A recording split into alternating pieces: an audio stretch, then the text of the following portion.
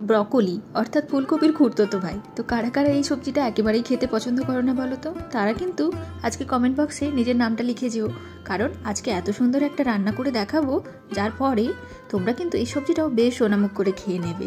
তাহলে চলো দেরি না করে এই ব্রকোলি দিয়ে একদম সুন্দর একটা রেসিপি বানিয়ে দেখাই।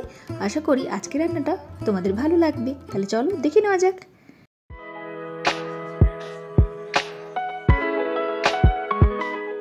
মোটামুটিভাবে আমরা সবাই জানি ব্রকোলি খাওয়া কতটা উপকারী আর ব্রকোলিতে কী কী খাদ্যগুণ আছে, তো সেটা নিয়ে নতুন করে আর কিছু বলছি না। তো প্রথমেই আমি ব্রকোলিগুলোকে কেটে নেব। ওই ফুলকপি যেমনভাবে কাটি ঠিক সেরকমভাবেই কেটে নেব। তো ব্রকোলির মধ্যে না একটা কীরকম সবুজাভ গন্ধ থাকে, মানে ওই কাঁচা কাঁচা টাইপের গন্ধ থাকে, যেটার জন্য না অনেকেই খেতে পছন্দ করে না। তো আজকে এমনভাবে রান্না করব যে সবাই কিন্তু ব্রকোলিটা খাবে। তো যাই হোক, এই ব্রকোলির যে তোমার ডাঁটাগুলো আছে এটাও কিন্তু ফেলে দেওয়া চলবে না। এটাও কিন্তু যেরকমভাবে ফুলকপির ডাঁটা আমরা নিই সেরকমভাবে নিয়ে নেব ছোটো ছোটো টুকরো করে। আর তারপর নিয়ে নেব একটা আলুটাকেও ছোটো ছোটো টুকরো করে নেব। খুব বেশি যে ছোটো টুকরো করতে হবে তাই নয়, মোটামুটিভাবে এরকম কিউব শেপে আমি কেটে নিলাম। তোমরা চাইলে লম্বা করেও রাখতে পারো, সেটা তোমাদের ইচ্ছা। আর এই আলু ছাড়াও যেটা আমি দিচ্ছি আজকে রান্নাতে সেটা হচ্ছে মটরশুঁটি। যেহেতু শীতকালের ফসল, মটরশুঁটিও ফ্রেশ অ্যাভেলেবেল, তো দিলে রান্নাতে আরও একটা আলাদা মাত্রা আনবে। তো সব কিছু রেডি হয়ে গেছে, তাহলে চলো রান্না শুরু করে নেওয়া যাক। তো প্রথমে কি করব, কড়াইয়ের ওপর স্ট্যান্ড দিয়ে এরকম একটা ছিদ্রযুক্ত থালা রেখে দেবো। আর থালার ওপরে ব্রকোলি, আলু, মটর সব কিছু রেখে দেবো। নিচে জল অবশ্যই দিয়েছি।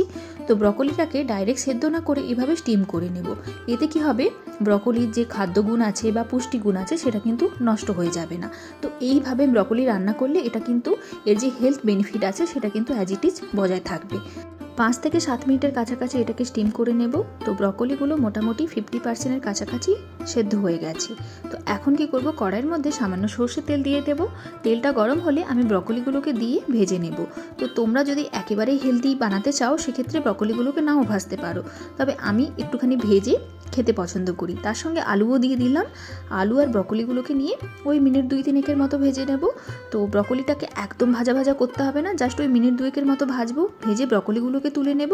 আর ব্রকোলিগুলো তুলে নেওয়ার পর আলুটাকে আরও মিনিট খানিকের কাছাকাছি ভেজে নেব। ব্যাস, তাহলে কিন্তু ভাজাটা হয়ে যাবে। আর যারা বললাম যে বেশি হেলথ কনসাস, তারা কিন্তু চাইলে ব্রকোলিটাকে এই স্টিম করার পরেই ডাইরেক্ট রান্নাতে ব্যবহার করতে পারো। তো আলুগুলো এখন ভাজা হয়ে গেছে, তো চলো আলুগুলোকেও তুলে নিই। আর এরপর কড়াইতে আরও সামান্য তেল দিয়ে দিলাম। আর তেলে কি করব, আমি গরম মশলা একটুখানি ফোড়ন দিয়ে দিলাম। আর দিয়ে দিলাম সামান্য গোটা জিরে। আর তারপর এই ফোড়ন থেকে সুগন্ধ বেরোলে একটা মিডিয়াম সাইজের পেঁয়াজের বাটা করে রেখেছিলাম, তো সেই বাটা পেঁয়াজটা এর মধ্যে দিয়ে দিলাম। আর তারপর এই পেঁয়াজটাকে খুব ভালো করে তেলের মধ্যে ভেজে নেব। তো আমি এটা পেঁয়াজ দিয়ে বানাচ্ছি, তোমরা চাইলে পেঁয়াজটা অ্যাভয়েড করে সম্পূর্ণ নিরামিষ প্রসেসেও বানাতে পারো।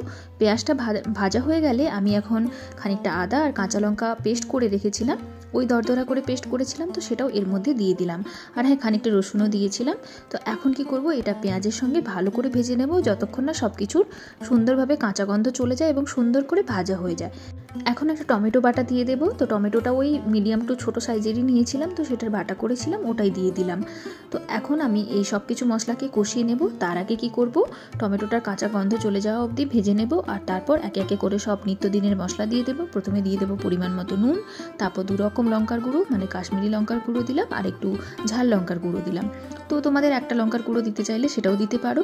আর তারপর দিয়ে দিলাম পরিমাণ মতো হলদি পাউডার, ধনে পাউডার, আর দিয়ে দিলাম জিরে পাউডার।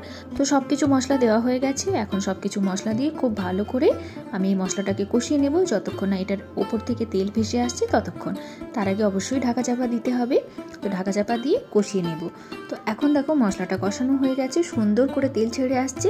তো এখন ভালো করে নাড়িয়ে চাড়িয়ে কী করব, ভেজে রাখা আমি আলু আর ব্রকোলিগুলোকে এর মধ্যে দিয়ে দিলাম। তো দিয়ে এটাকে এই মশলার সঙ্গে খুব সুন্দর করে কষিয়ে নেব।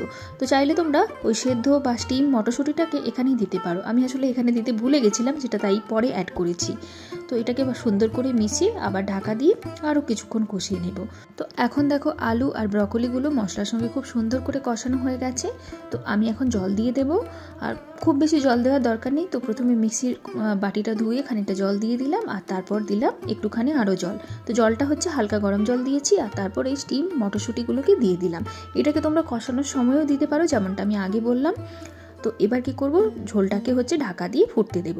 তো বেশি সেদ্ধ হওয়ার তো দরকার নেই, কারণ ব্রকলিটা তো আগে থেকে স্টিম আছে, আর বেশি তো ব্রকলি সেদ্ধ হতে সময়ও লাগে না, আর আলুটাও সেদ্ধ হয়ে গেছে। তো ব্যাস আমাদের রান্না তো রেডিই হয়ে গেছে বলতে পারো। ওপর থেকে আমি ধনেপাতা দিয়ে দেবো, আর দিয়ে দেবো খানিকটা ভাজা মশলা। এটা বাড়িতে তৈরি করা ভাজা মশলা, চাইলে তোমরা গরম মশলা পাউডার বা জিরে পাউডারও দিতে পারো। তো মিশিয়ে নিলাম সব কিছু, ঢাকা দিয়ে কিছুক্ষণ স্ট্যান্ডিং টাইমে রেখে দেবো। আর তাহলে কিন্তু আমাদের ব্রকলির এত সুন্দর রেসিপি তৈরি হয়ে গেছে।